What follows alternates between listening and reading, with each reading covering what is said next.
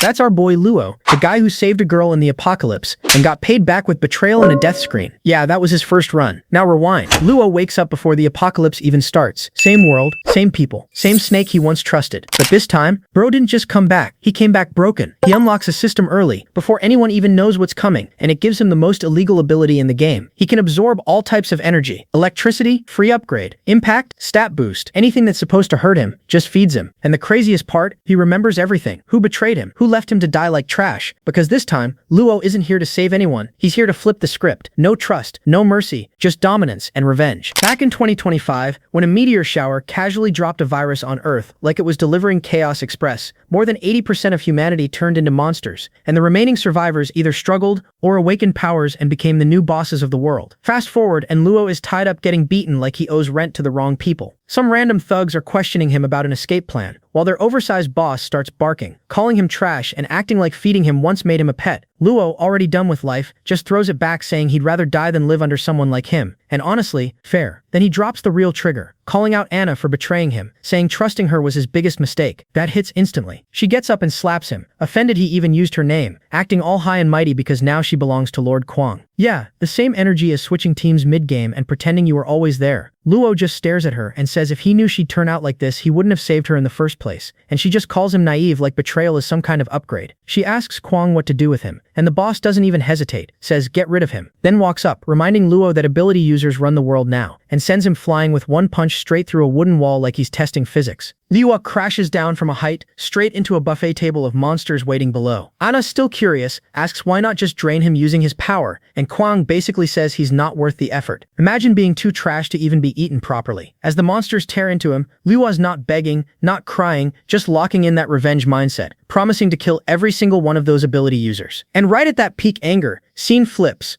Now he's getting punched again, because apparently his life just loops suffering. A guy warns him to stay away from Anna, or get his legs broken, and Luo's just standing there confused like wasn't I just dead? He checks himself, no wounds, no starvation, body perfectly fine. That's when it hits. Something's off. He asks if they're working for someone named Chang, and the big guy gets offended saying he's the boss. Luo doesn't even care, just kicks him straight in the face because bro's breath was doing damage already. The guy drops, coughing blood, and immediately orders his goons to attack. They rush in like NPCs with no strategy, and Luo just stands there analyzing all the openings like it's free practice mode. First guy gets kicked out of existence, second one misses completely, and Luo's already noticing something weird. These guys don't look like apocalypse survivors at all. No scars, no survival instinct, just regular clowns. Third guy gets sent flying into a restroom door like he's checking if it's unlocked. Now 3 down, one panics suggesting retreat, but the other's ego says no, and both charge together like that's gonna fix anything. Knife guy loses his weapon instantly. Bat guy tries to swing, but Luo just uses his own momentum against him and slams him into the ground. Fight's basically over, and Luo tells the boss to either leave or die. The guy instantly folds, starts begging, promises everything, classic survival switch. Luo looks down for a second, and the guy tries a sneak attack with a knife, thinking he found an opening. Yeah, wrong move. Blood spills, but it's not Luo's. The big guy ends up with his skull cracked by the bat instead. Now Luo's just standing there thinking what kind of situation he just woke into. Dream or flashback? He grabs his phone, checks the date, May 15th, 2025, 1 week before the apocalypse. That's when it hits different. No wounds, no hunger, no monsters. Still not fully believing it, he runs to the window to check outside for himself. He looks outside, and yeah, everything is normal, peaceful, pre-apocalypse vibes like nothing ever happened, and for a second he just stands there smiling because this is basically the biggest comeback of his life. 1 week before everything goes to hell, and this time he's not walking in blind. He immediately decides he's gonna stack supplies, fix every mistake, and make sure he's never that helpless again. Right when he's planning all that, boom, system pops up like host detected, and he's just staring at it like great, now we adding DLC to this life.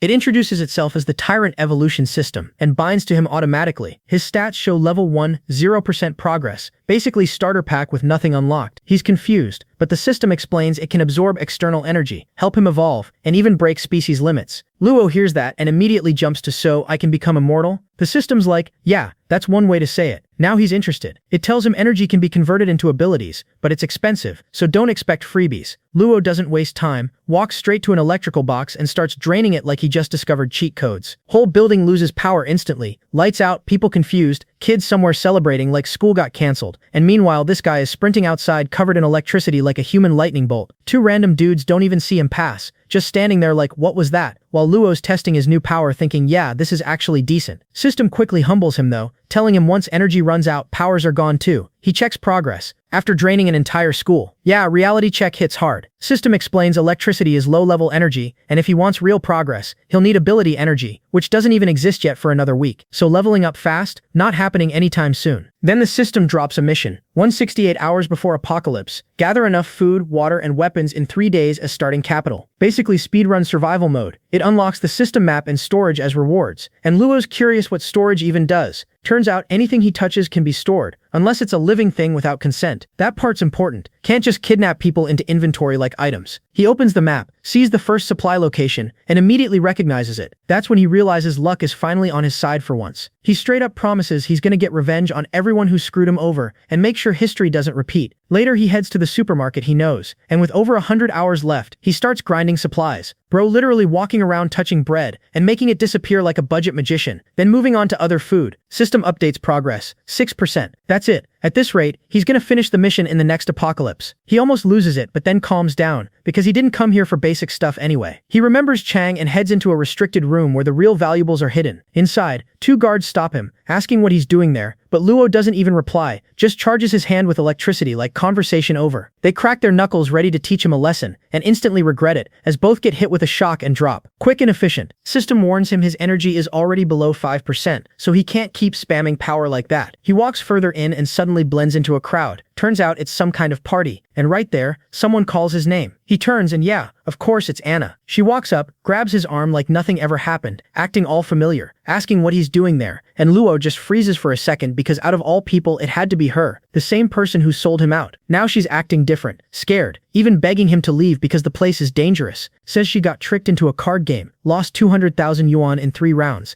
and now they won't let her go. Luo's not buying any of it. He's already done with her drama, and before he can even respond, a bouncer steps in asking if he's trying to be a hero, then casually tells him if that's the case, he can pay her 200,000 yuan debt himself. Yeah, welcome to the situation. Luso hears that 200,000 yuan demand and instead of panicking, bro gets an idea so clean even he smiles a little, while Anna's still in full drama mode asking him to lend her money like he's still the same old backup plan. But this time Luo just gently pushes her hands away, like nah, wrong timeline, wrong guy, and straight up tells the guards he's not here to interfere, then casually walks off telling them to enjoy themselves, leaving Anna standing there stunned, like her script just got deleted mid-scene. The guard behind her starts laughing, reminding her how she said her simp would pay for everything, and Anna, still coping, says Luo wasn't like this before, and maybe she just wasn't charming enough this time. Yeah, reality hitting hard. Then Shen shows up, calm but sharp, telling the guard to send people after Lu because something about that guy isn't normal, and he specifically remembers Lu's eyes, the kind that look like they've already seen people die, and even he questions if he's overthinking or if his instincts are just that good. Meanwhile, Luo already spots the tail, realizes he's being watched, and immediately connects the dots back to Anna like yeah, of course it circles back to her. He recognizes the man leading this as Zhao Yujin, aka Viper, one of Chongdong's 4 kings, the brain type hiding behind a normal face, not someone you underestimate unless you want to disappear early. The guards following him are confused why their boss is so cautious over a random student, but the other guy reminds him that's exactly why their boss is still alive. Paranoia keeps you breathing in this kind of world. Luo, low on energy, knows he's got basically 1 move left, so he doesn't waste time, rushes them instantly and fries both their brains before they even process what's happening. Clean and efficient, no second round. With them down, he tries to slip into the basement quietly, but yeah, too smooth to be that easy. Gun instantly to his head, and a voice behind him confirms Yuo was right. Back upstairs, a waitress hears something like gunshots. Tension rises, but the staff quickly shuts everything down, clears the place, tells everyone to leave like it's just maintenance. Classic cover-up. Yuo hears the report, stays calm, says the kid was suspicious from the start, and he's glad he set a backup plan, trusting Pojin to handle it, but still hoping the kid survives long enough to explain himself. Downstairs, Luo looks at the bullet hole in the wall, clear warning shot, and Pojin tells him to turn around, hands up, no tricks unless he wants the next one through his skull. Luo recognizes him instantly, and yeah,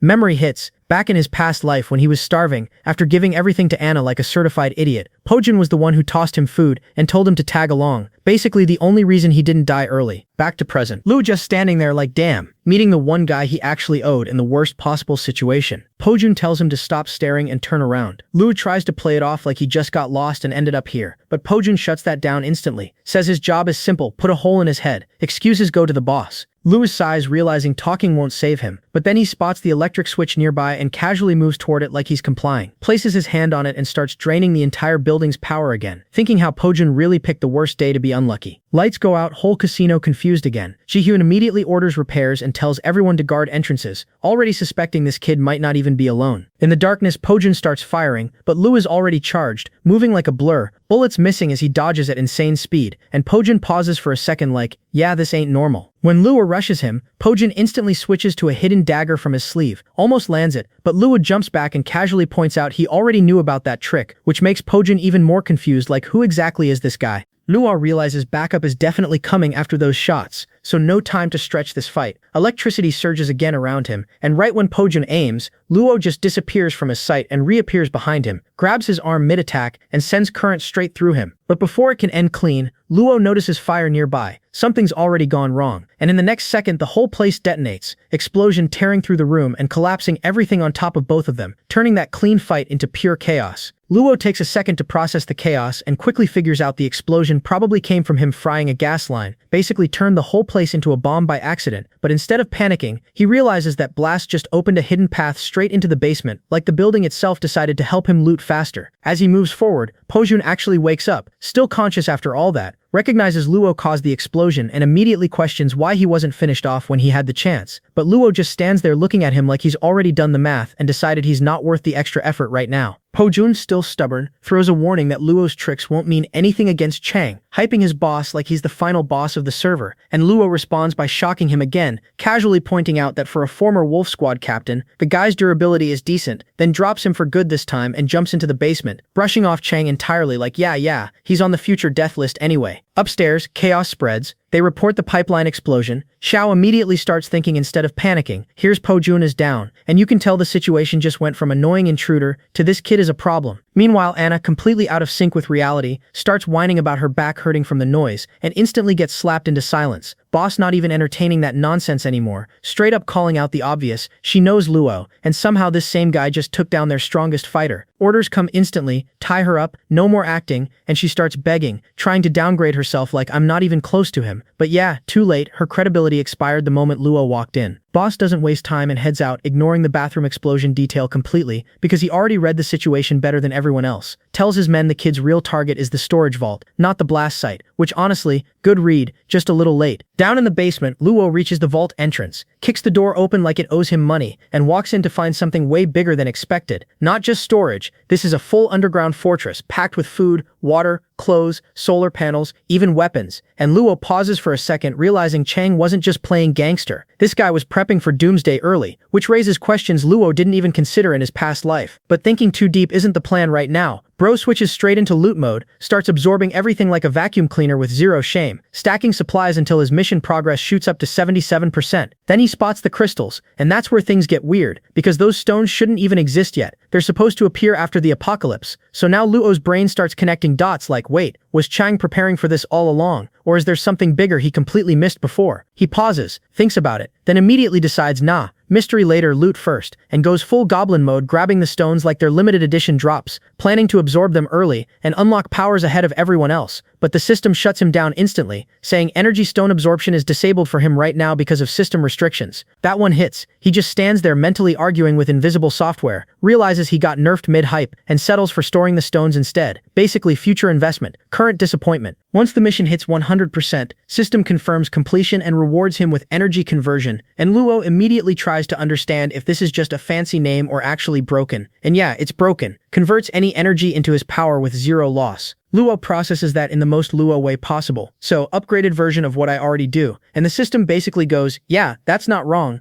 Now fully stacked, he considers looting the rest. But timing finally catches up with him, because Zhao arrives with his squad, guns out, calling him a rat trapped in the vault, giving the classic end him command like he thinks this is already over. Luo doesn't even bother replying, just disappears from their sight instantly, leaving them aiming at air like NPCs who lost target lock. They search the area, confused, report back that not only is Luo gone, but literally everything inside is gone too. Whole vault emptied like it got deleted. Zhao stands there trying to process how one guy walked in and wiped an entire bunker clean without breaking walls or using exits, and that's when it hits him. This isn't normal. This kid might be something else entirely. He orders full alert, no escape, but meanwhile, Luo's already gone, realizing he pushed his luck way too far this time. Spent too long looting like he forgot enemies exist, and now he's walking out of a max security problem he created himself, stacked with resources but with heat on his back. Luo clocks the situation instantly. Heavy guns everywhere, but at least he's got darkness on his side, so he decides to play it smart and wait it out, saving the last bit of electricity like it's his final lifeline, planning to ambush when they get close. Except yeah, plan goes straight to trash because the guards don't walk in like NPCs, they come from the back and spot him immediately. And Luo just internally goes, yeah, I'm cooked. No more thinking, he just launches forward at full speed, decides if he's going down he's at least testing his new ability properly. Bullets start flying and the guards are already confused because this student is moving like he skipped physics class permanently. One shot grazes his palm and the moment blood comes out, boom, a freaky mouth opens on his hand, and even Luo pauses mid-fight like what kind of horror DLC is this? He jumps back for a second, guards confused if they even hit him, but Luo gets confirmation from the system that energy transfer worked, and without wasting time he kicks one guy straight in the face with force boosted like a bullet, instantly folding him. Now he starts understanding it. He's literally converting the bullet's kinetic energy into his own attack power, but at the same time he's staring at his hand like, do I seriously have a mouth now, because that's gonna be a problem later. Priorities slightly questionable but fair. Before he can think more guards show up. One of them acting brave, the other reminding him this is the same guy who dropped Pojun. But ego wins and they still go in. Luo turns back with that weird hand mouth grinning like it knows something they don't. And the moment they start shooting again, he just stands there absorbing every bullet like it's free DLC content, then returns it with interest, one kick launching a guy like he got hit by his own ammo. The rest start panicking because yeah, they signed up for security, not supernatural nonsense. Luo realizes these guys have zero idea what's coming because the apocalypse hasn't even started yet, so to them he's basically a walking glitch. He grabs their guns, lets them empty full mags into his hands like he's charging a battery. They start begging, but too late. Once they're dry, he just swings them around using their own weapons and smashes them into the wall like broken furniture. Then he dumps the stored energy, the mouths disappear, wounds close, and he's visibly relieved, because walking around with talking hands wasn't on his life plan. He's just starting to think about pushing this ability further when a sniper tags him out of nowhere. Clean hit, sniper confirms the kill like he already wrapped the mission. But a second later he hears movement and sees Luo flying straight at them from distance, like death didn't get the memo. Luo crashes into their position, sends multiple guys dropping down floors, and immediately calls out the sniper because yeah, that shot actually hurt. The remaining guys try to stay calm, telling themselves numbers advantage still matters, completely ignoring the fact this dude just tanked a sniper round. Luo meanwhile realizes his body reinforcement from stored energy is the only reason he's still alive, but he doesn't stick around to debate it, decides to dip fast before more surprises show up. Problem is, more gunfire starts again, and Luo just absorbs everything mid-run, converts all that energy in one go, and charges through them like a human battering ram, knocking them down in a straight line like bowling pins who made bad life choices. Just when it looks like he cleared the path, Boss shows up behind him like the final boss who's been waiting for his entrance cue, calling him a punk, and instantly recognizing Luo's not normal either, asking if that ability is some teleportation type, since things just vanish around him. Luo doesn't even entertain the question, just goes for a kick, but Boss blocks it with a mutated arm like it's nothing, and casually tells him that hit was weak. Then Boss flexes his actual ability, arm swelling into something massive, straight up monster level, and declares it's over. Luo finally realizes, yeah, this isn't some random thug anymore, this is a problem he wasn't ready for yet. Boss engulfs him with that giant arm and crushes him, blood coming out, pressure insane, and Luo barely escapes using his speed, already thinking how the hell this guy has powers before the apocalypse even starts, immediately linking it back to those energy stones. But Boss doesn't slow down, slams him again, and Luo tries to absorb the impact this time, but the force still sends him flying, and that's when it hits him properly. His absorption isn't enough to fully cancel this guy's attacks, meaning this fight just went from risky to straight up dangerous. Luo immediately realizes something's off because in his last life this boss never showed power at this level, which means either the guy was hiding like a rat the whole time,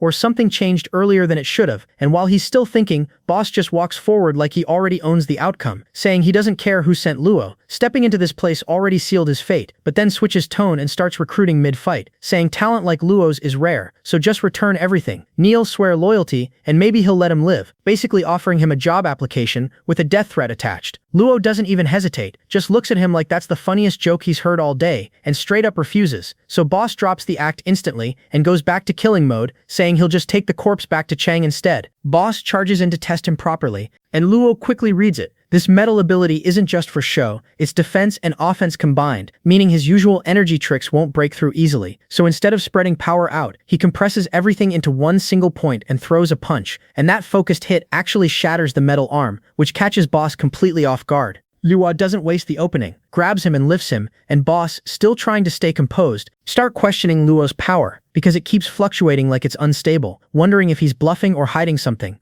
Luo flips it back, asking where his power even came from, and Siwa just laughs at him like imagine having powers and not even knowing the source, which honestly, fair roast. Luo gets tired of the talking, offers to send him to hell with that secret intact, but Siwa still tries to negotiate, saying they can still work together, warning him that touching him means Chang won't let him live. Luo drops him, and Siwa immediately assumes it's fear, thinking Luo backed off because of Chang's name. But Luo, already done listening, tells him to wait at the Bridge of Helplessness because Chang's coming soon anyway, and moves in to finish it. Right before the final hit lands, Pojun steps in, blade out, blocking him. Yuo looks genuinely annoyed now, telling him to move, because this isn't a fight a normal person can interfere in. But Pojun stands there anyway, shaking but refusing to back down, saying Shao can't die yet. Yuo pauses for a second, reads the situation, and asks what they're using to control him, but Pojun stays silent, which basically confirms everything. Boss, still alive, starts praising Pojun like a loyal dog, promising rewards from Chang and casually mentioning maybe his wife and daughter will be spared. And that's when Lu fully gets it. This isn't loyalty, it's a leash. Lu calls it out as disgusting, and Boss just accepts it like yeah, that's the point. And Boss decides both of them are liabilities now, says they've seen too much, and goes full metal form again, preparing to wipe them both, even promising Pojun a good word after he dies, which is wild timing. Lu suddenly hears a cracking sound, and before anyone reacts, grenades drop in like someone just hit the chaos button, and yeah, everything goes boom. The whole place starts blowing apart, and Luo doesn't waste even half a second, punches through the floor and drags Pojun down with him, escaping the blast by dropping into a lower level he barely remembered existed, landing hard but alive. Down there, Luo processes what just happened, realizes Boss was controlling everyone by holding their families hostage, basically running a prison disguised as a gang. Pojun gets up, confused, admits he didn't even know this lower level existed, and asks how Luo knew about it, but Luo just looks at him in silence. No answers, no explanations. Pojun eventually breaks it, saying there's no reason for them to fight anymore since Jihyun isn't here, and Luo just turns and starts walking off, clearly annoyed he couldn't finish the job. Pojun stops him, saying Jihyun can't die yet because he's the only one who knows where his wife and daughter are being held, then points out Luo's condition, telling him if he doesn't treat his wounds fast, he's going to lose more than just blood. He finally acknowledges it properly. Luo saved him twice now, took the explosion head on, and says he'll repay that by giving his life if he gets his family back. Luo just finds that funny, like he's hearing the backstory of some future war hero before the world even ends,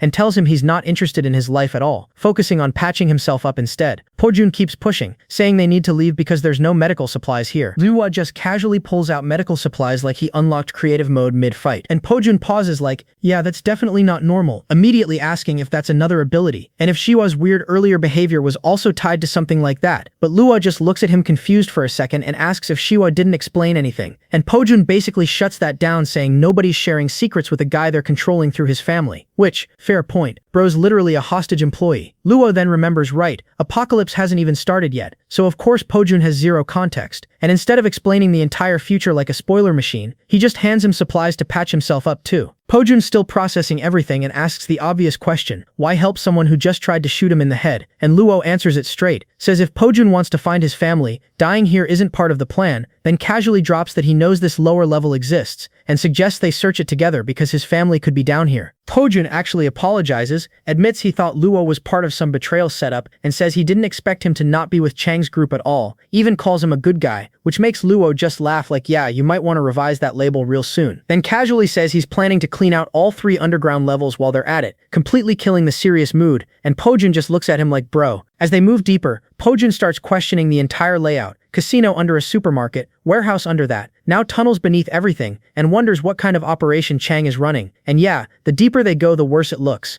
Luo tells him they're close, and soon they reach another entrance, and the moment Luo sees it, it clicks. This is exactly how he remembered it from his previous life, a hidden prison Chang used to lock up anyone who didn't obey him. And judging by the condition of the iron doors, this place wasn't even built after the apocalypse, it was already running before everything went to hell, which just makes Chang look less like a criminal, and more like someone preparing for something way bigger. Luo connects everything in his head, the power stones, the bunker, these underground layers, and realizes Chang wasn't just surviving the apocalypse, he was ready for it before it even began, which is straight up unsettling. Still, instead of going full conspiracy mode, Luo suggests looting first, priorities perfectly aligned, but the moment they step in, the mood flips instantly because they hear people crying, real people, locked behind those iron doors. Pojun rushes to one of them, asking if they're okay, what happened, trying to confirm if his family is here, but instead of answers he gets someone begging him to kill her before she turns into a monster. And now even he's like, what does that even mean? Before he can dig deeper, Luo cuts him off, tells him to focus because something else is coming. And right on cue, they hear heavy banging from another door, and when it finally bursts open, yeah, problem arrives. A mutated creature with multiple eyes staring straight at them like it's been waiting. Then more start pouring out. Not one, not two, a full group. And Luo immediately realizes this is bad because these are mutants, before the apocalypse even officially starts. He's low on energy, already drained from earlier fights in that explosion, and now he's stuck in a place full of locked civilians with monsters flooding in. So running isn't even an option unless he's fine leaving them to die, which he's not. While he's still thinking of a plan, Pojun just goes full instinct, pulls his gun and starts blasting, drops one clean, then keeps firing like he's trying to delete the entire wave solo. But yeah, ammo runs out real quick, and Luo has to drag him back before he gets eaten for that mistake. Pojun, completely shaken now, asks what these things even are, and Luo gives it straight, low-level mutants, and also tells him to chill because bullets aren't doing much here, and all that shooting just made things worse by attracting more. He tells him to stop and says he might have another way, and that's when his mind flashes back to the early days of the apocalypse, where soldiers were already getting overwhelmed trying to hold positions, even high-level ability users struggling against waves like this. Back then, one commander, Xiao Jiantian, an A-rank enhancement user, was already losing patience because orders kept telling them to hold while they were getting buried alive in mutants. And just when it looked like they'd be wiped, something changed, a sudden shift in the battlefield, and then ice crashed down from above, wiping out monsters instantly, and that's when she appeared. Shen, the Queen of Ice, stepping in with her ice sword like the kind of reinforcement that doesn't just help, it resets the entire fight. The soldier watching Shen pull up solo is already confused why backup looks like one person, but Xiao immediately shuts him down, basically telling him if he values his life he should stop talking and start watching, because even he's shocked the higher-ups sent someone like her out. And yeah, the doubt disappears real quick when she wipes out the remaining mutants in a single move like she just cleared a tutorial level. The soldiers start hyping her up instantly, calling her their savior, while Shen just calmly steps back, leaving the rest to them like cleanup duty, already wondering why a beast-tide even showed up that close to camp in the first place. Then reality slaps back in when another monster appears out of nowhere and crushes a soldier like he's nothing, and Shen's expression shifts immediately because she recognizes it. Halface,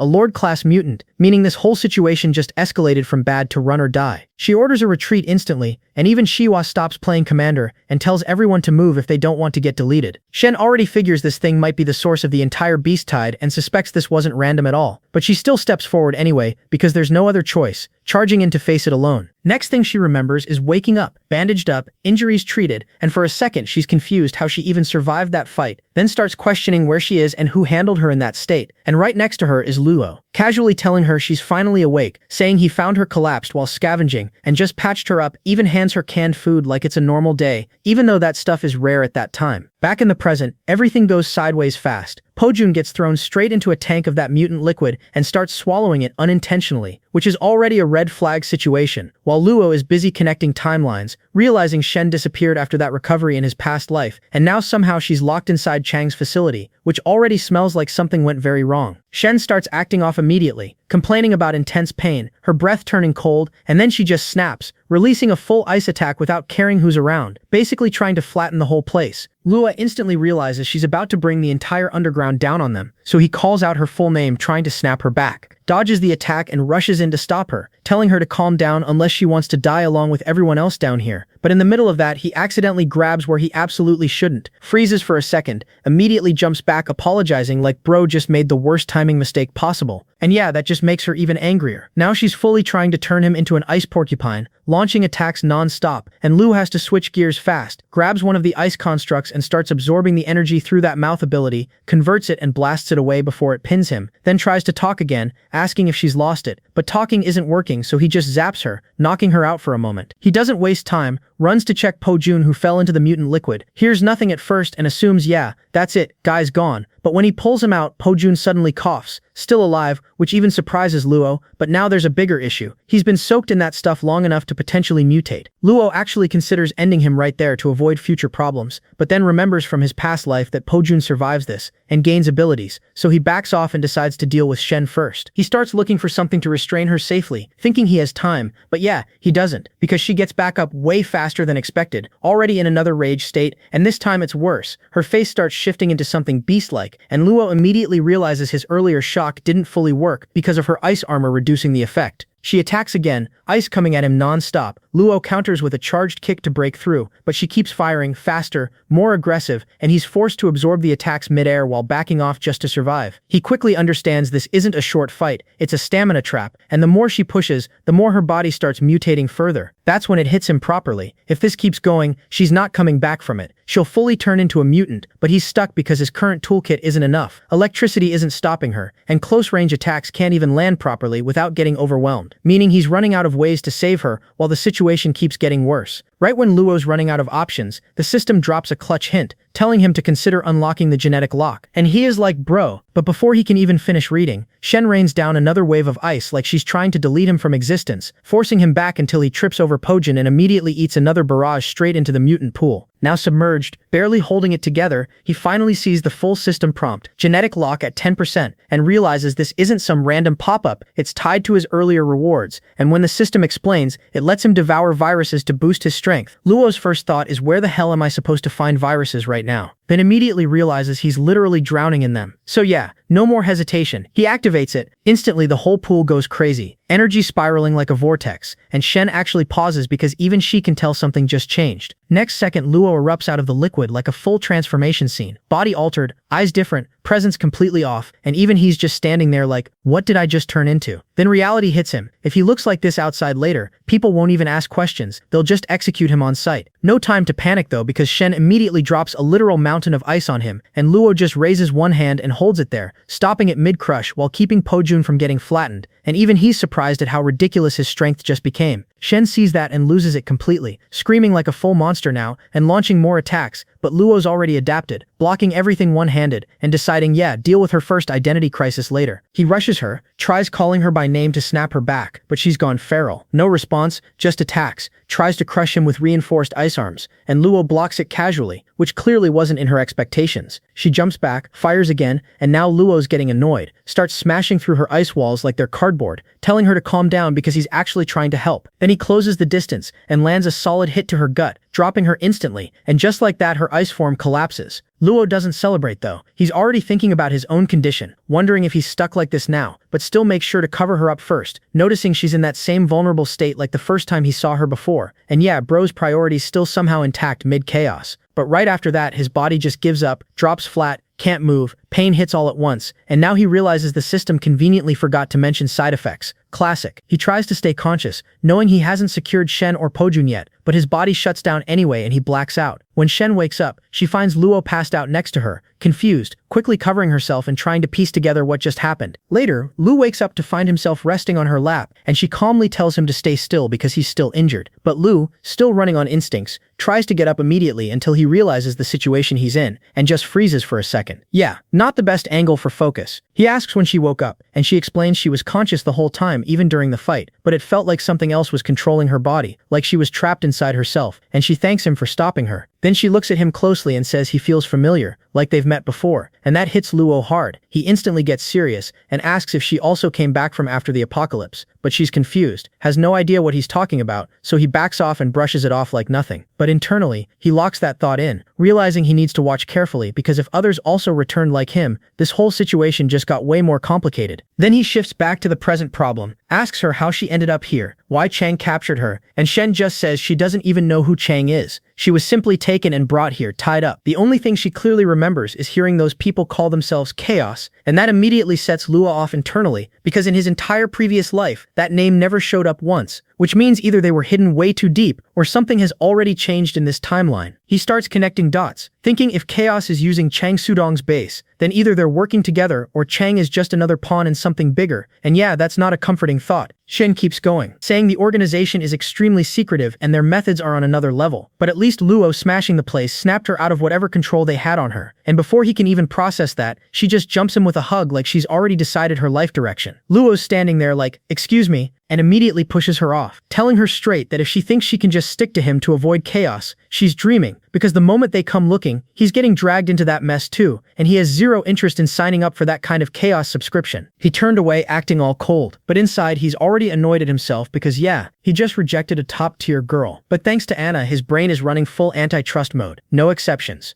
Shen doesn't back off though. She gets serious and admits she was already thinking about revenge, saying if the Luo hadn't interrupted things, she would have just turned into their obedient killing machine, and now she's got nothing left. No name, no past, just this weird sense that he's the only familiar thing she has. She straight up asks where else she's supposed to go if not with him. And Luo hears all that but filters it through his trauma like, yeah, heard that before. Still skeptical, but at the same time he's not blind, he knows how strong she is and how much stronger she'll become, and having her around is basically a walking advantage. So he does the classic Luo move, logic first, emotions later, tells her she can stay but only if she follows his orders, and that's all the permission she needs. She instantly lights up and rushes him again, moves too fast, slips, ends up right on top of him, grabs his face in a way that's definitely not professional, and promises she'll behave. And Luo's brain just stopped for a second. Yeah, this is getting out of hand. Right on cue, Pojun jumps in like a man on a mission, sees her on top of Luo, and immediately goes, enemy detected, tries to stab her, but Shen casually freezes his arm mid-air and almost turns his eyes into ice sculptures, and now it's about to become a three-way disaster until Luo yells at both of them to chill and explains she's not an enemy. Pojun's confused but backs off, asking who she even is, and Luo just gives him the short version. She's with him now, end of discussion. Then Luo switches topics like nothing happened and asks Pojun if he felt anything weird after soaking in that liquid, and Pojun says nope, completely fine, which just makes Luo go deadpan and tell him yeah, you'll mutate later, I'll kill you when that happens, for now go wash up, and Pojun just stands there thinking how is this guy saying something this terrifying so casually. Luo then pulls clothes out of system storage like it's normal, hands them over, and Shen just starts changing right there with zero hesitation, leaving both Luo and Pojun stunned like, there are still rules you know. Luo immediately kicks her out into the hallway to finish changing, while Pojun is still stuck with a frozen arm asking how exactly he's supposed to deal with that situation. After that chaos settles, they head back to the prison area. Shen breaks open a cell like it's nothing, and tells the girls inside they're safe now, giving them the option to leave or stay, since she knows some of them have nowhere to go, basically stepping into leadership mode without even trying. Behind her, Pojun quietly asks Lu if everything he said about the apocalypse is actually real, and Luo just looks at him like, bro, you just saw me pull an entire wardrobe out of thin air. What part still feels fake to you? That's enough to convince him, so Pojun says he might have to leave for now because there's still time, and Luo instantly understands. He's going after his wife and child, something Luo doesn't even remember from his previous life, which already tells him things aren't exactly the same anymore. Without wasting time, Luo pulls out a full set of weapons from storage and hands it over, telling him going out unarmed right now is basically suicide, and also points out that this underground setup is perfect for surviving the apocalypse, so wherever Jihyun is hiding his family, it's probably similar, meaning they should still be alive. Then Luo gives him a plan. Stay here for now, train the girls, reinforce the place, get ready, because Chang is definitely not letting this slide, and when the time comes, they'll deal with Jihyu directly to get his family back. Meanwhile, somewhere else, Chang is already praising a guy named Yang for handling things well, which basically confirms one thing. The next move is already coming, and it's not going to be polite. Yang steps up, acting like the most loyal employee of the year, proudly saying he personally handled Chang's orders and didn't miss a single item, basically begging for a gold star. But Chang isn't impressed. He casually asks if Yang peeked at the goods, and Yang immediately plays dumb like, boss, you joking, right? Wrong answer, because Chang tells him to turn around and look properly, and the moment Yang does, yeah, nightmare unlocked, dozens of people sealed inside vials filled with mutant liquid, barely even looking human anymore. Chang calmly calls them the foundation of his new world, like he's talking about real estate, and Yang, already shaking, asks what those things even are, which is the exact moment he talks too much, so Chang just twists his neck in one move. No drama, no warning, just questions are not encouraged, and drops him like expired stock, casually adding that trash like him wouldn't survive the apocalypse anyway. Right then, Boss shows up looking like stress itself, and Chang immediately questions why he's not guarding the casino. Boss starts sweating like he already knows he messed up big time, and explains everything got raided, warehouse gone, men gone, all because of one kid who somehow knew exactly where to go, and now Chang's interest is triggered because one kid pulling that off is already suspicious. He's about to punch Boss out of existence, but pauses when he hears about the spatial ability. That part catches his attention. The punch still lands but only destroys the wall behind Boss instead of him. Basically a warning shot saying you're alive on borrowed time. Boss immediately begs to go after Luo with Mad Leopard, but Chang shuts that down for now, saying Judgment Day is close and no one moves until then, and reminds him very clearly that those supplies and lab experiments are the backbone of his future world. So if he messes up again, yeah, he won't get another warning.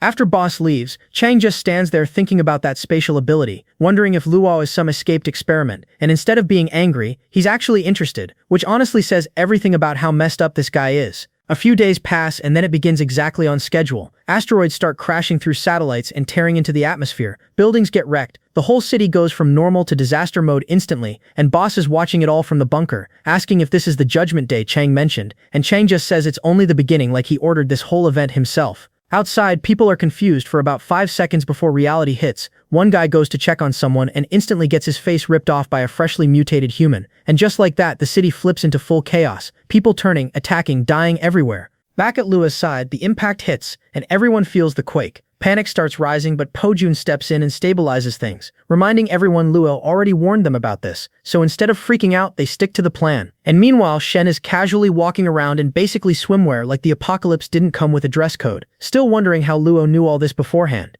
Luo ignores the chaos outside and checks his system. Evolution at 10%. 3 skills unlocked, energy conversion, bullet flying kick, lightning swift, stats boosted over 3 times thanks to the genetic lock. And he quietly decides, yeah, this is enough to start playing seriously. Then the system drops a new problem like it always does. Emergency mission activated. For the next 24 hours, every mutant in range will have maximum hostility toward him, basically putting a giant free target sign on his back. And before anyone can even react, footsteps start closing in. The system confirms a large amount of mutant energy nearby, and yeah, they're coming straight for him. Lua doesn't panic, just accepts it and moves out, telling everyone to follow the plan. Shen instantly responds and seals the entrance behind them with ice so nothing escapes or sneaks in, locking the battlefield in place. And just like that, the mutants rush in like they've been waiting their whole life for him. But Luo stands there calm, wraps his body with blazing chains, and instead of looking like prey, he looks like the worst possible opponent they could have picked. Luo locked in mentally, remembering how he died like absolute fodder in his last life, and straight up tells himself that this time he's not going out like that again. No repeats, no mercy. And as his body starts shifting, Shen instantly recognizes that same aura from before, the one that literally forced her mutated state to back off. And now she's looking at him like, yeah,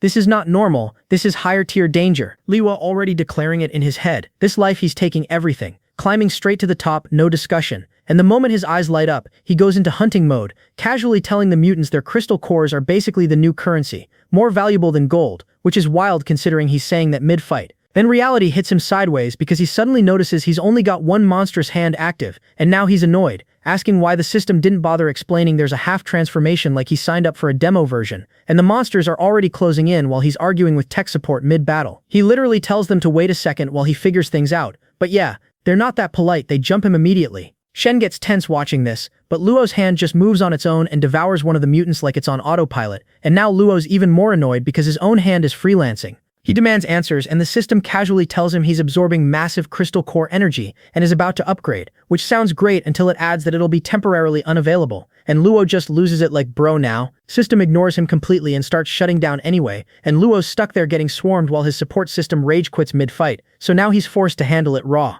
The mutants pile on and Luo snaps, smashing them apart with that oversized hand. And then things get worse. Tendrils start growing out of his body and automatically sucking in crystal cores from every corpse around him like some vacuum cleaner from hell. He immediately notices something's off. The more it absorbs, the more his mind starts getting blurry, and now he's questioning if even that last burst of anger was really him or just the hand messing with his head. Back inside, the others start noticing Luo just standing there surrounded, not moving right, and they ask Pojun if something's wrong. Shen instantly decides he needs help. But before she can move properly, the ice barrier starts cracking because more mutants are breaking in, and now the situation is stacking up fast. Shen jumps in to assist, but Luo warns her not to come near because he can't control himself anymore, which is already a red flag the size of a building. At the same time, back at Chang's side, they notice something weird. All the mutants in the area are gathering toward the casino like it's a festival, and Chang immediately clocks that this isn't normal behavior, while Boss starts connecting dots, realizing that Kid might have done something to pull all of them in. Back underground, Luo's basically at the edge, realizing they're about to get overwhelmed, but right then the system finally finishes updating, and a burst of energy explodes out of him,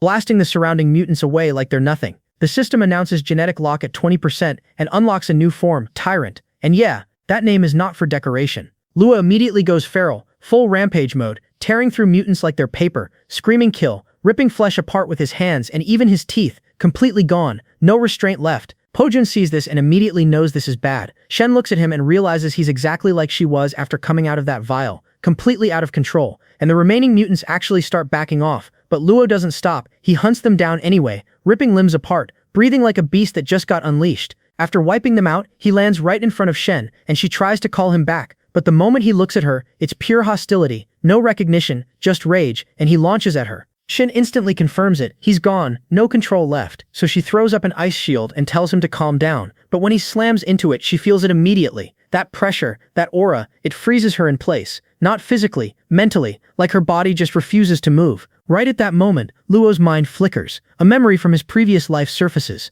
Back when he had rescued Shen, when she had already recovered but stayed longer just because she didn't want to leave, asking him if he'd come back to the base with her. And Luo back then just brushed it off, saying he was too weak, didn't want to be dead weight, didn't want to deal with people. Classic self-isolation, and Shen quietly admitting she was scared they might never meet again once they parted, while Luo casually told her they'd meet again if fate allowed it. And now, back in the present, right when he's about to completely lose himself, that memory hits, his outer mutated form starts breaking apart, and through all that chaos, he looks at Shen and says, like he just picked that thread from the past and tied it to now, that they finally meet again. Shen's still trying to process what just happened, but no time for a breakdown. She helps Luo up the moment he collapses and checks if he's still breathing like a normal human and not some full-time boss fight now, while the others finally exhale realizing, yeah, they didn't die today. Small win. The girls are straight up stunned because they just watched one guy solo an entire wave like it was light work, and Po-jun just stands there low-key frustrated, wishing he had awakened already so he could actually contribute instead of being backup commentary. Still, no time to admire Luo. He snaps back into responsibility mode and tells everyone to stop staring and start working. Clean the area, reset the gate, prep for the next attack because in this world, round 2 is always loading. Meanwhile, Anna is still being dragged around like baggage and starts complaining why she's even here if this is supposed to be some important mission. And boss basically tells her to shut it because if Chang didn't order it, she wouldn't even be worth the trip. And just like that, they arrive in front of a literal giant, the kind of guy who looks like he eats people as a hobby. Anna freezes instantly. Fear hits her like a truck, and the giant casually asks if boss brought him a woman like he's ordering food. Boss isn't in the mood and tells him to stop playing around. Delivers Chang's message. Get up, bring whoever's useful and move to the casino, addressing him as Sang Bio. Not long after, we see full military movement, soldiers boarding a plane, mission clear, take over Area A, and wipe out any competing factions, clean sweep style. Siwa and Anna watch from the side, and Anna's actually impressed seeing how big Chang's influence is now. But then her mood shifts when she remembers the rumors about these troops, the executioners, elite units made specifically to deal with ability users, and now she's confused why that level of force is being mobilized just to deal with Lu, who she still thinks is just some random nobody. Then Sang shows up with his squad. One of his men questions the whole situation, like why are they all moving out for a kid who might not even be alive after the mutant chaos? But Sang shuts that down instantly, says he just got intel about a lab under the casino, and that woman being kept there, and the moment he says that, everyone goes quiet because they all know exactly who he means. Subject K423, the Ice Queen. Yeah, that's not someone you casually ignore. Back at the bunker, Shen's already looking for Luo and can't find him anywhere, which instantly puts her on edge. She asks Po-jun, and this guy starts sweating like he just got caught lying on live TV, tells her Luo went out scouting and should be back soon. Shen's not buying it. She asks how he's even fine after what just happened to his body, and Po-jun tries to reassure her, saying Luo himself said he's okay and probably just didn't want to hurt anyone by staying, which honestly just makes it worse. Shen gets frustrated, pointing out his condition wasn't normal. His hair literally changed, and still he went out alone. And now she's thinking, why does this guy always carry everything himself? Why can't he trust them even a little? Or does he just think she's too weak to matter? Meanwhile, Luo is already outside moving like he unlocked DLC speed, straight up blitzing through the streets like Quicksilver on caffeine, smashing mutants out of his path with that power bike energy. And once he reaches a good vantage point, he pulls up the system map and starts analyzing the city like a strategist, confirming everything matches his previous life. The meteor impact zones have split the city into territories, and soon enough ability users and high-level mutants will start claiming these zones and forming power structures. He quickly calculates that the casino area is actually decent, not too close to a crater, meaning manageable threat level, good place to grow, as long as he clears out the ability user factions first, because those are the real problems. Mutants aren't even his main concern right now, especially since he remembers there were no Lord-class threats here originally, but something still feels off, like the variables are already shifting. So he goes straight to the system and asks the real question, what exactly is this tyrant ability, and what does it actually mean? But of course the system does what it does best, says nothing useful. So he opens the status panel instead, and now the numbers speak. Genlock level 2, evolution at 25%, stats boosted again, and a new skill unlocked, Tyrant's Wrath. The moment he sees that name, it clicks. Yeah, that's the thing that made him lose control earlier, and he immediately realizes how dangerous that is, because if he hadn't snapped out of it in time, he wouldn't have just killed enemies, he would have wiped everything around him, no discrimination. And the scary part, no one controlled him. It wasn't possession, it was him, pure instinct, pure killing intent. He starts thinking back to that moment, trying to figure out what pulled him back, and the only thing that stands out is Shen, specifically the way she stood there without resisting, completely open, and somehow that triggered him to wake up.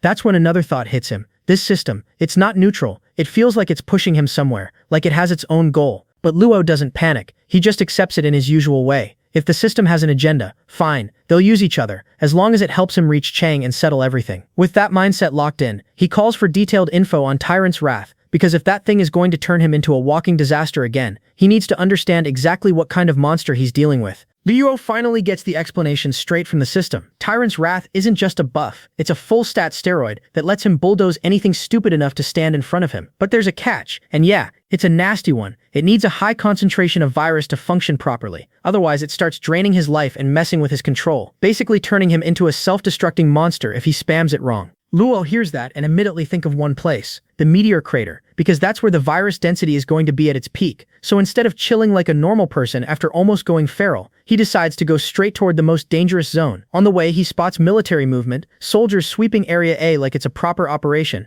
and down below an officer is confirming with her squad that the entire area has been cleared, civilians evacuated, everything under control. The soldiers report back clean, asking if they should return, but their captain Guidu was distracted for a second, then refocuses and confirms all civilians from the South District have been moved to the power plant, and orders them to stay sharp, because they're advancing toward the crater next. Then one of the guys hears something off, like a motorcycle engine, which makes zero sense, since the entire zone was supposed to be evacuated, but nobody else catches it because they're buried under headset chatter and engine noise. Guidu doesn't care about the bike, she picks up something worse, mutant movement, and immediately calls for combat readiness. The soldiers move into position, confused because they can't see anything yet, and then yeah, contact. Mutants start pouring in exactly where she predicted, and the squad opens fire instantly. Heavy weapons, clean formation, they're not playing around. From above, Luo watches the whole thing and actually gives them credit. Their firepower is solid, low-level mutants aren't a problem for them, and he remembers this clearly. In his previous life, he survived because of military shelters like this, but then they suddenly vanished later on, leaving everyone to fend for themselves, and even now he's still wondering what they were really doing behind the scenes. Then something catches his eye. One of the mutants isn't normal, it's a minor, early-stage high-risk mutant formed near the crater, with those crystal-like fragments growing out of its body from prolonged exposure.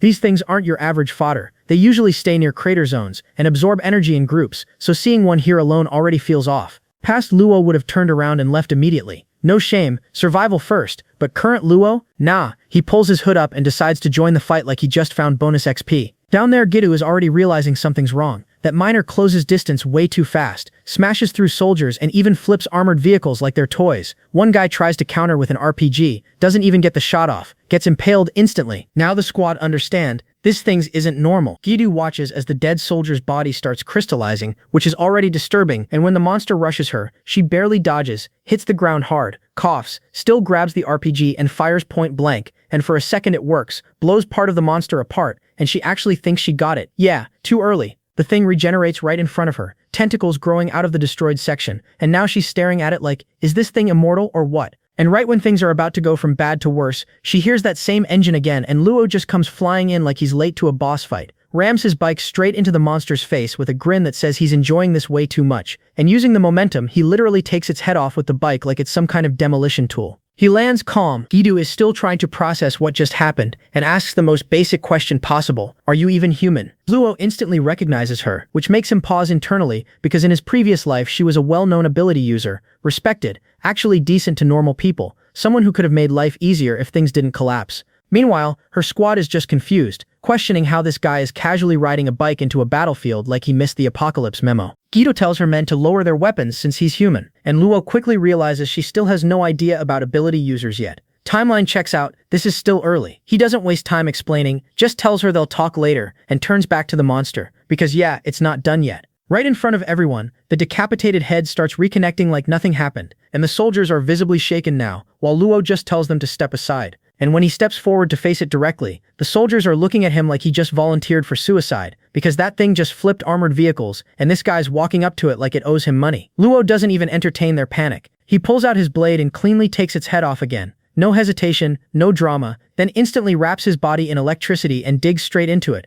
ripping out the crystal core he was actually aiming for the whole time. That's the real target, a high-density core formed from long exposure to the meteor zone. And unlike normal mutants, this thing literally runs on that core. Take it out and the whole system shuts down. Normally these miners have a hardened crystal shell protecting it, but thanks to Qingyue already blasting it earlier, Luo just skips the annoying part and takes the prize. Still, something doesn't sit right with him, because a miner wandering this far from a crater is already suspicious, and right when he's thinking that, the thing starts talking. It mutters about power, about being the Lord's apostle, about coming out to search for something it sensed. Yuwa pauses for a second, not scared, just annoyed that things keep getting more complicated, and right on cue the system pops up again with another hidden mission, like it's farming side quests off his life. Yuwa's already done with the system's nonsense, notices there's no time limit, no punishment, basically no pressure, which somehow makes it even more suspicious, so he decides to ignore it for now because he's not about to get baited mid-run. System then casually tells him those scattered fragments around are meteor pieces, and suggests collecting them, and Luo just goes with it, grabs them since free resources are free resources. Then Qingyue comes in, coughs to get his attention, thanks him properly,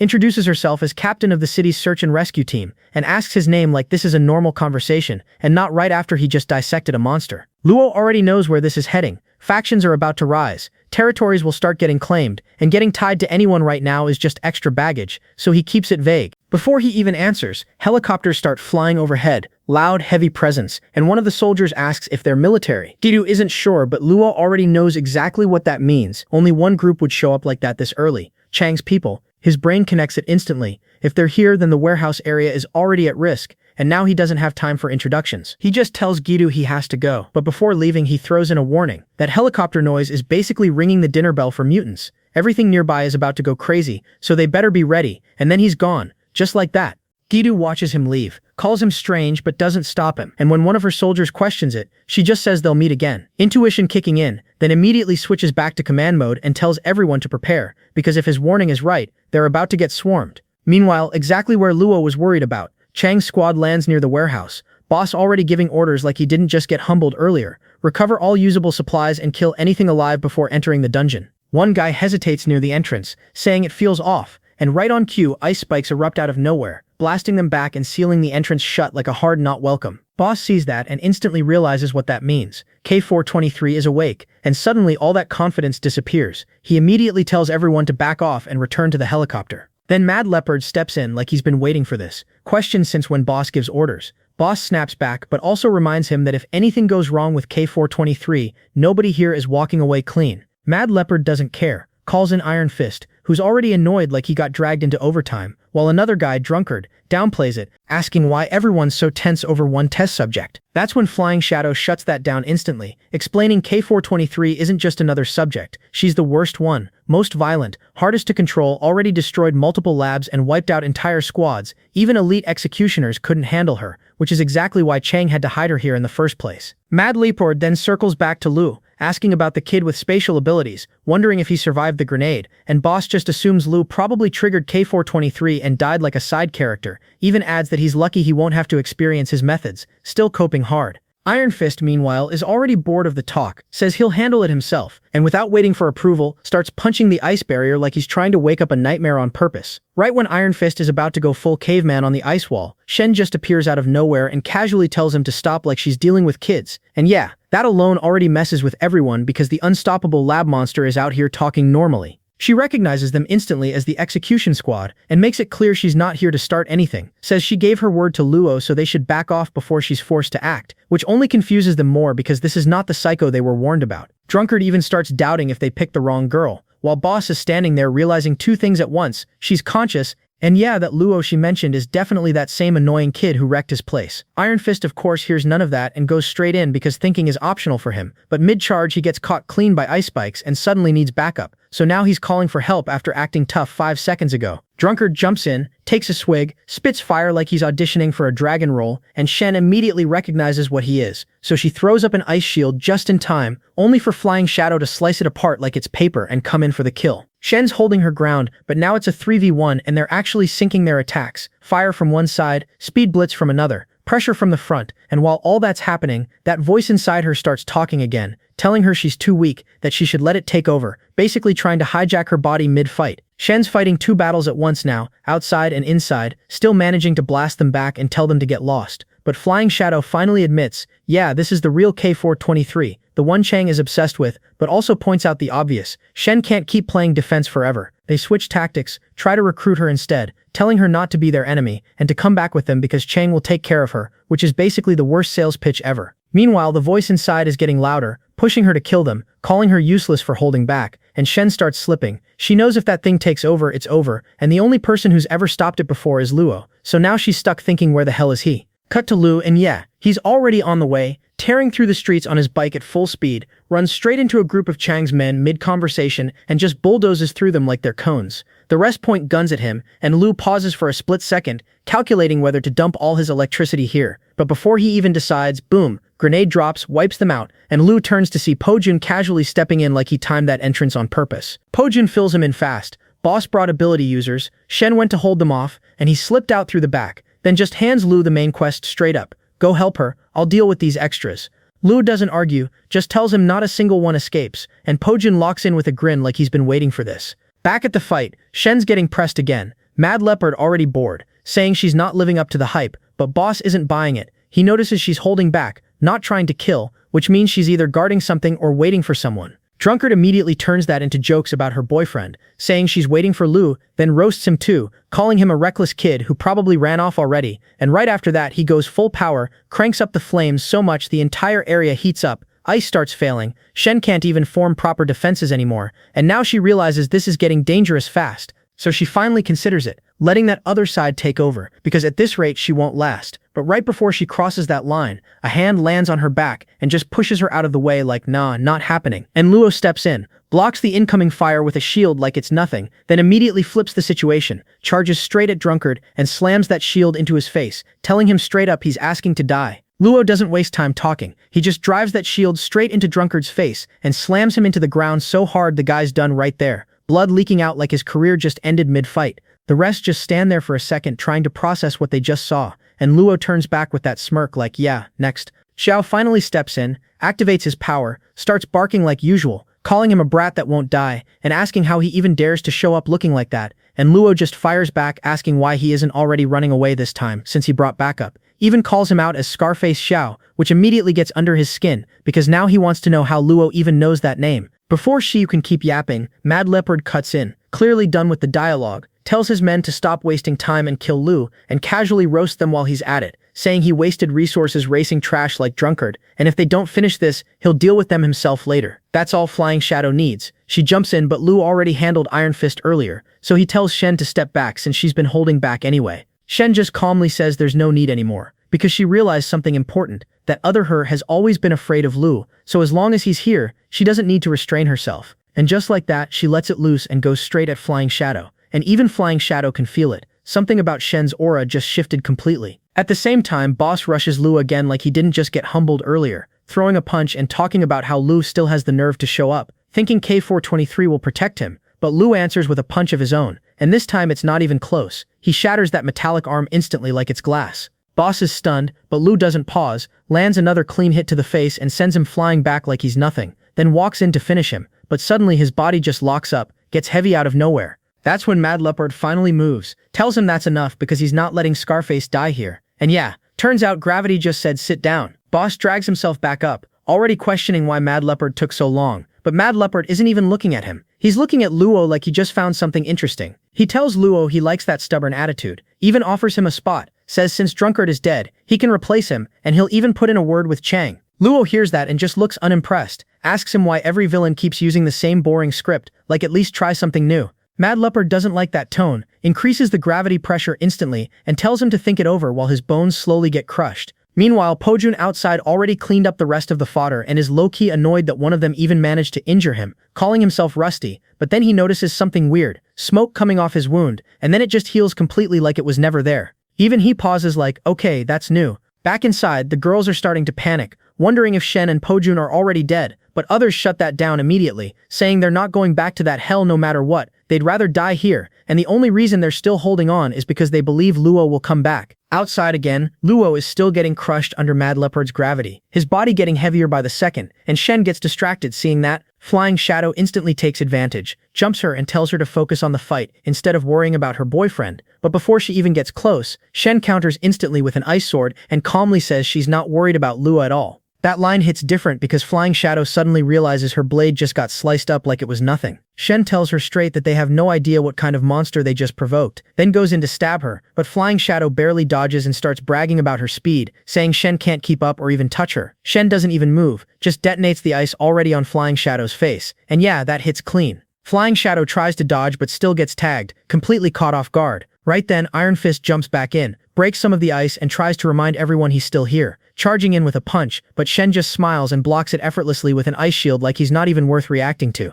While Shen is out there handling business, Luo starts noticing something off, because realistically she should have ended this fight already, so now he's wondering if she's holding back, or if that speed freak is actually giving her trouble. Right in the middle of that thought, Boss just sneaks in and kicks Luo straight in the face, telling him to stop zoning out and acting tough, reminding him K423 belongs to Chang like he's reciting company policy. Luo just eats that, smiles, and immediately returns the hit like relax, you're not that guy, basically telling him his ego's getting out of control. Mad Leopard though is the one actually confused now, because Luo is still moving under heavy gravity like it's nothing, and Luo finally drops the reveal, telling him that slow, evenly distributed pressure, yeah, it's basically free food for him. He's been absorbing it this whole time and just playing along for fun. Man casually says he's already at 91% like he's checking a download bar, then asks Mad Leopard if that's really all he's got. That one hits the ego hard. Mad Leopard stops playing, slams his fist into the ground, and now everything goes crazy. Ground cracks, gravity goes unstable, objects start floating and crushing at the same time, full chaos mode.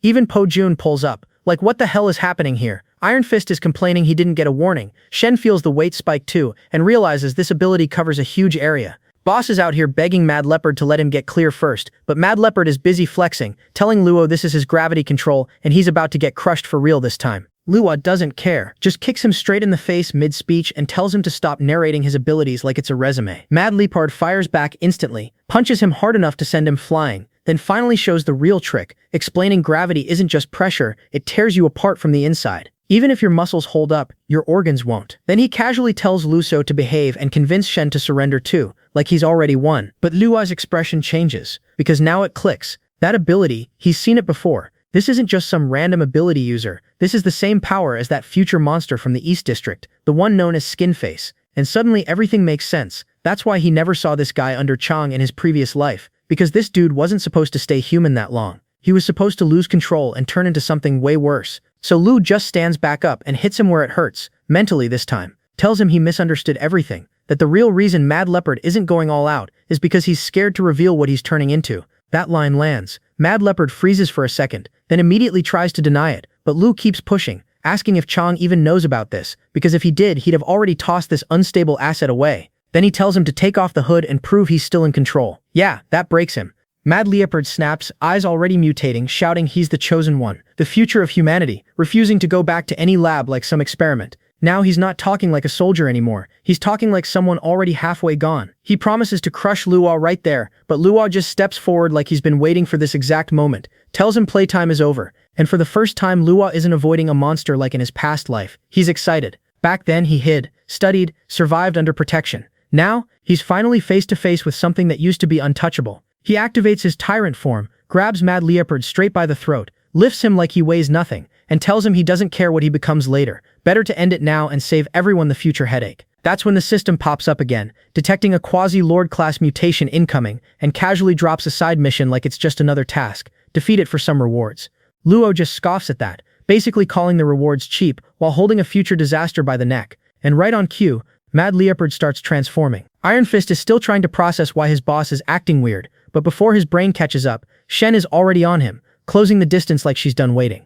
He turns, probably thinking he's about to throw hands, but Flying Shadow cuts in again, slices through Shen's ice mid-attack, and basically says, "Focus, I'm your opponent," like she's trying to reclaim the spotlight. Then she starts running her mouth, calling Shen an uncontrollable psycho who only got special treatment because of her natural ability, whining about how everyone else suffered because of her. Yeah, that's straight jealousy with extra salt. She even promises to kill Shen and take everything that was hers, resources, treatment, even Chang's favor like it's some prize. Shen just looks at her and calmly asks if she's also just another victim like the girls locked in the dungeon, and that line hits way harder than all that shouting. Meanwhile, Iron Fist finally decides to go help his boss, but yeah, bad timing. Mad Leopard is already losing it, completely gone in the head, and the moment Iron Fist gets close, he grabs him and starts accusing him too, asking if he came to mock him and take his place. Before Iron Fist can even respond, boom, head gone, just bites it off like it's nothing. No fight, no struggle, just instant delete. Luo sees that and yeah, confirms it. Dude's officially lost his mind.